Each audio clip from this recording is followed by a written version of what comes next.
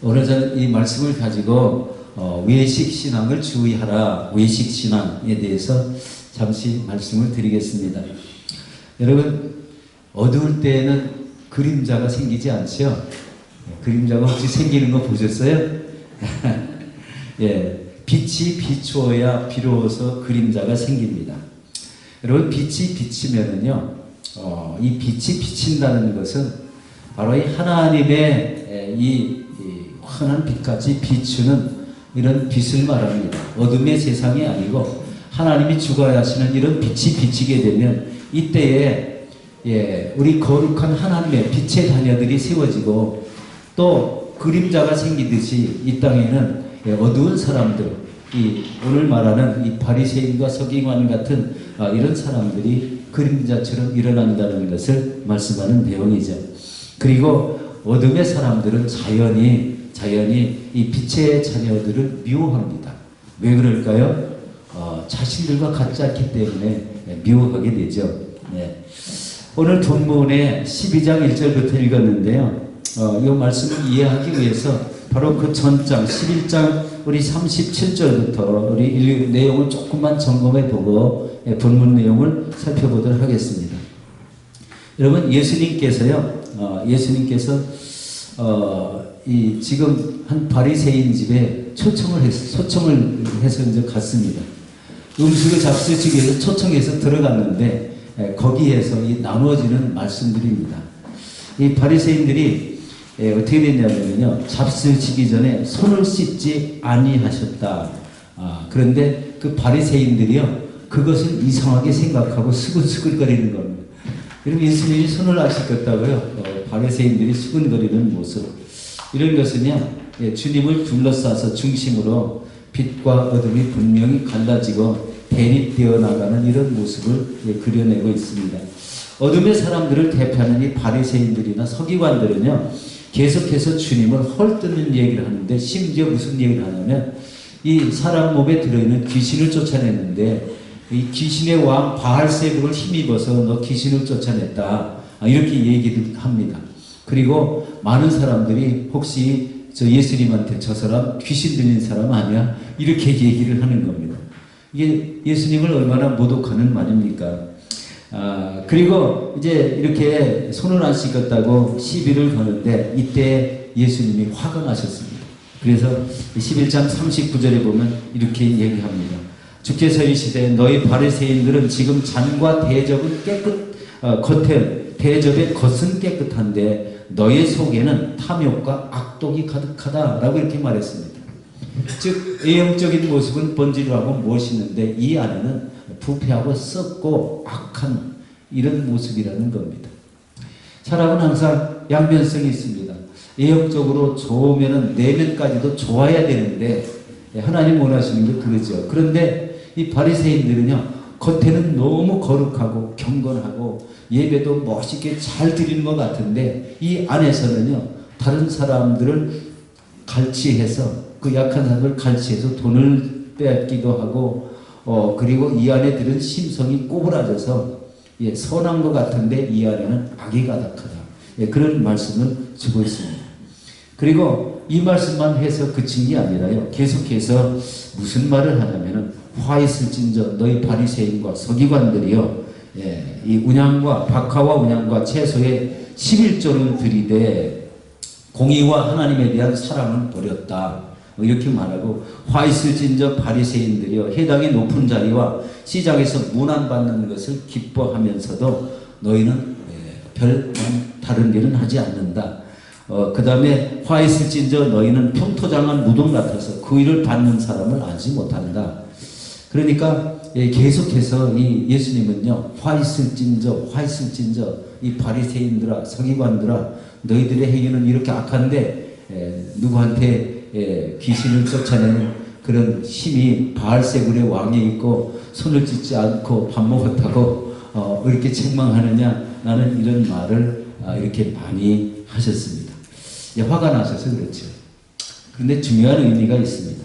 예수님은요, 그들의 거짓된 신앙을 꿰뚫어 보셨다는 거예요. 안과 겉과 바깥이, 안과 밖이 다른 이런 신앙의 모습을 가졌다는 것을 말을 합니다. 그래서 바로 이런 모습들, 바리새인과 서기관들의 모습들을 제자들에게 가르쳐 주시기 위해서 제가 봉독했던 12장 1절부터 그 내용이 나옵니다. 지금 이제 예수님이 제자들에게 가르쳐 주시고자 했던 그 내용이 뭐냐면 바리새인들의 누룩, 이 외식 신앙을 주의하라, 이런 말입니다. 누가복음 12장 1절에 이렇게 말하죠. 거기 그동안에 물이 수만 명이 모여 서로 밟힐 만큼 많이 이렇게 모였는데 예수님께서 먼저 제자들에게 말씀하여 이르시되 바리새인들의 누룩 곧 외식을 주의하라. 여러분 지금까지 이 바리새인들한테 이 바리새인들의 누룩을 조심하라는 이야기는 하신 적이 없습니다. 처음 하시는 이야기입니다. 그러나 이제는 이 바리새인들이 어떤 사람인지 그 정체를 밝혀서 바로 이 제자들이 그 사람들을 조심할 것을 당부하고자 가르치고자 했다는 겁니다. 즉 바리새인들은 누룩과 같다는 겁니다. 여러분 누룩은 어떤 그 성품들이 있을까요? 누룩의 특성이 있죠. 누룩은요 첫 번째로 부패성이 있습니다. 여러분 유대 사람들은 주식이 빵입니다. 그래서 밀가루를 반죽할 때 누룩을 집어넣잖아요. 그런데 누룩을 섞은 이 반죽이 오래되면은 거기서 부패해가지고 아주 썩은 냄새가 이렇게 납니다. 이 말씀은 바리새인들의 그 위선을 방치하면 모든 사람들이 다 이렇게 부패한 사람들이 될 것이라고 해서 이 제자들에게 경고를 합니다. 저 사람들에게 가까이 하면 너희들도 물든다라는 이런 말이죠. 두 번째 누룩의 특성은요, 이 파급 효과가 크다는 겁니다. 적은 누룩이 온 반죽을 포개하는 것처럼 이 바리새인들이 그 위선적인 신앙은 주위의 모든 사람들을 신속하게 이렇게 나쁜 신앙을 갖게 할 것이다 라는 것을 말하고 있는 것입니다. 또한 이 누룩의 세 번째는 겉으로는 쉽게 구별되지 않는데요. 그 열을 가하면 결국 드러나는 속성이 있죠. 부풀어 올라서 이렇게 쪄지는 모습 속에 우리 이제 12장 2절에 감추인 것이 드러나지 않을 것이 없고 숨긴 것이 알려지지 않을 것이 없다. 그들의 죄악이 낱낱이 드러날 것이다 라고 이렇게 상징적으로 말씀하고 있습니다.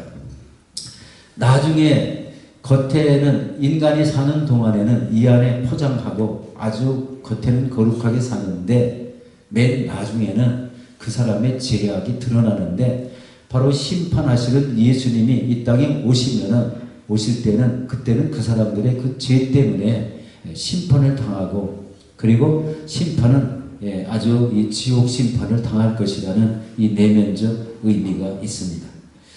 여러분 이렇게 죄악을 가지고 의천적으로는 아주 거룩한 신앙을 가진 척과 차지하는 이런 신앙을 바로 외식이라고 하는 겁니다.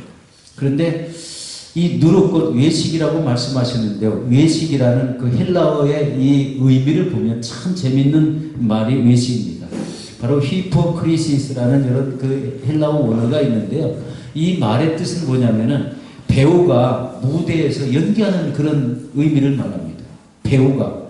여러분, 배우가요, 이 배우끼리, 남녀끼리 이렇게 드라마를 보면은요, 그 드라마 속에 얼마나 사랑하는 모습들을 리얼하게 이렇게 멋있게 이 드라마 속에 하잖아요. 그래서, 나는 저런 사랑을 한 번도 못하고 살았는데, 저 사람 부부들은 진짜 멋있고 참 잘 산다. 이렇게 느껴졌는데, 그게 연속극이라는 거예요. 드라마 속에서 너무 사랑을 잘하는 거예요. 그런데 여러분들 배우들 잘 아지 않습니까? 배우들은요, 가정이 대부분 그렇게 사랑하는 가정들이 아니고 파탄이 잘생기고 이혼율이 높고 이런 분들이 많은 것을 볼 때 드라마 속에 멋있는 이런 이 가정이 부부가 사랑하는 모습이 있더라도 실제 모습은 사실 그게 아니라는 것을 지금 말씀드리는 내용입니다. 여러분 유명한 우리 스티븐이라는 그 분이 쓴 소설 중에 지킬 박사와 하이드라는 그런 말씀이 있죠. 여러분 지킬 박사가 어느 동네에 아주 마음씨 착하고 선행을 많이 하는 이런 지킬 박사가 있었습니다. 동네 모든 사람들이요 너무나 좋은 일을 많이 하고 그리고 오는 사람마다 반겨주고 이래가지고요 너무 그 지킬 박사를 아주 좋아했습니다. 아주 천사처럼 여기고 아주 존경하는 이런 사람입니다. 그런데 그 동네에는 매일 밤 살인도 생기고 절도도 생기고 유괴도 생기고 아주 좋지 않은 일이 꼭꼭 한 건씩 일어났습니다. 그러니까 밤에 나타나니까 굉장히 무서워졌죠.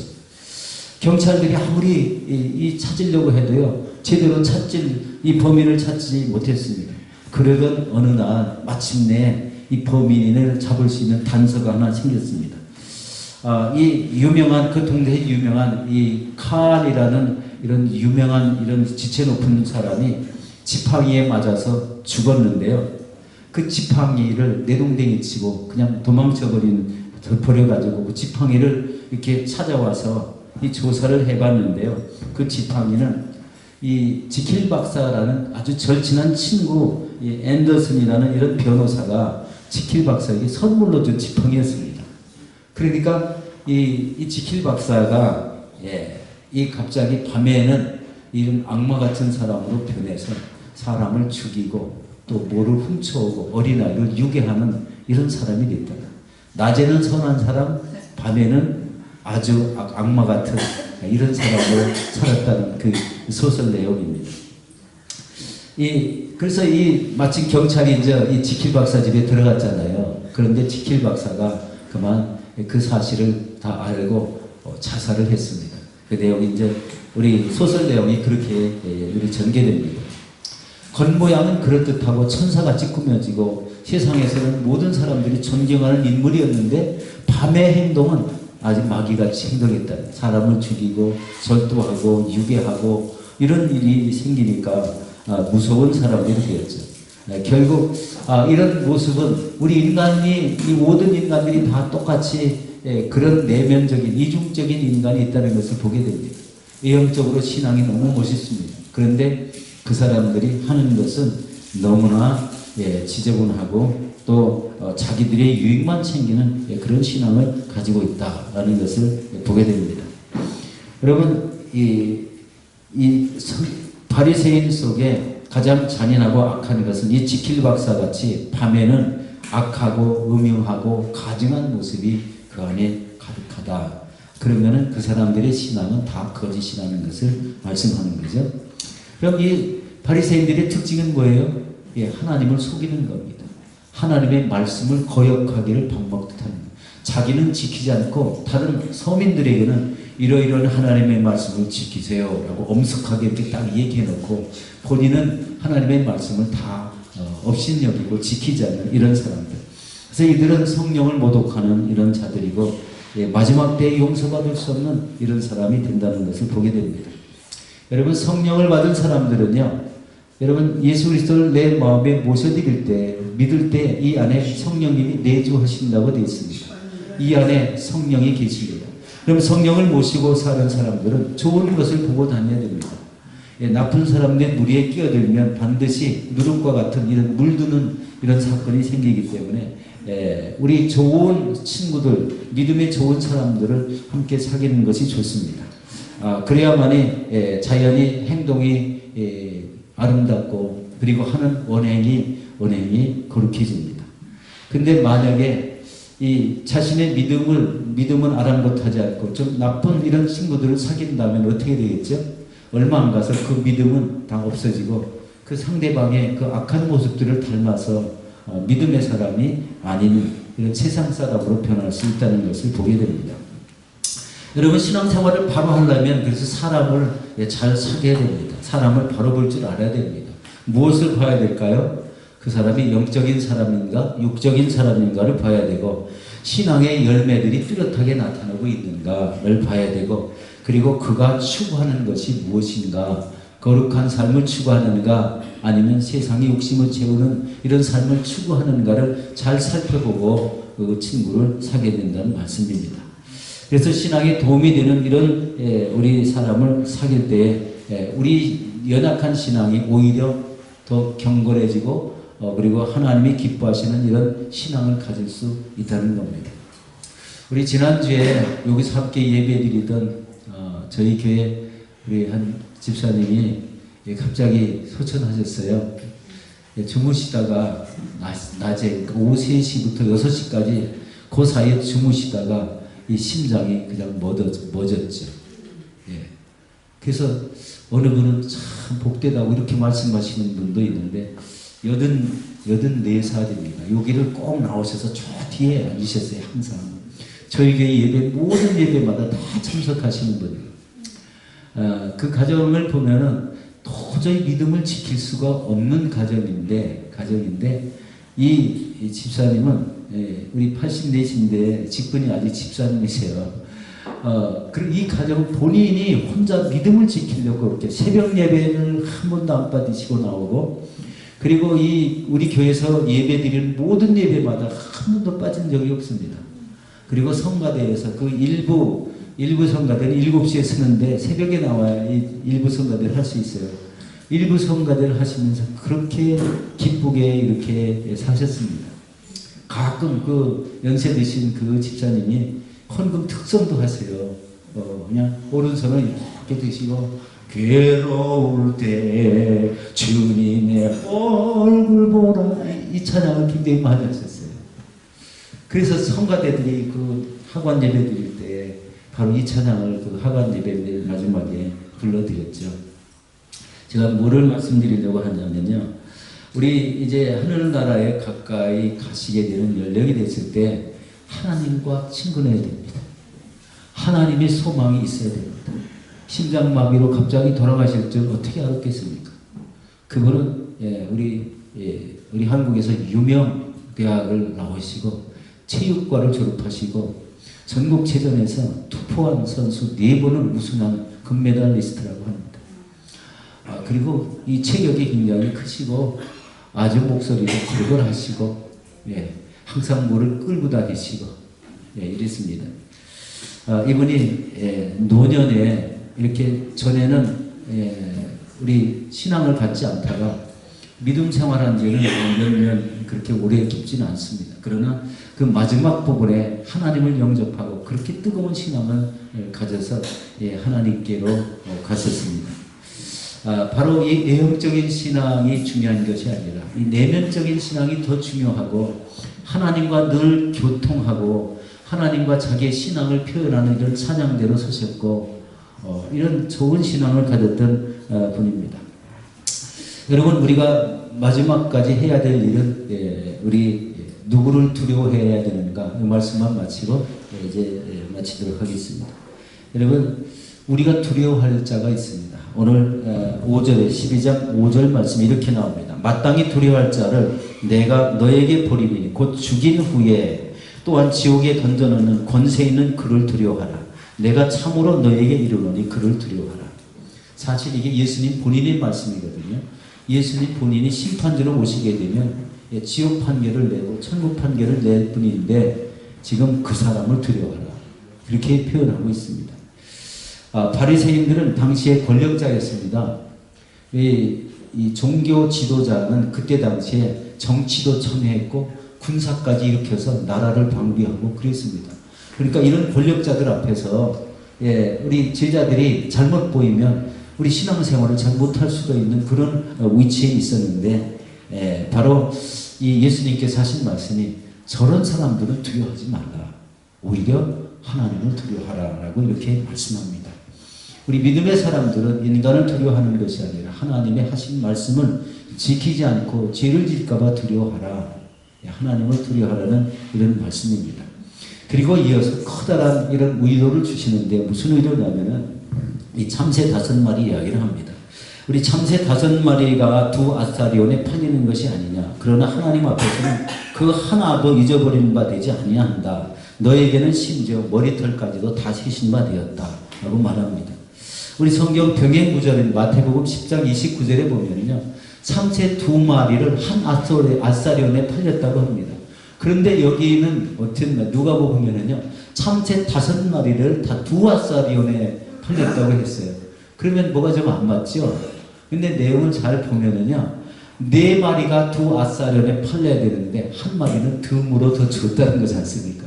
옛날 유대 사람도 인식 풍부해서 좀 많이 사면은 덤으로 이렇게 줬다는 것을 말합니다.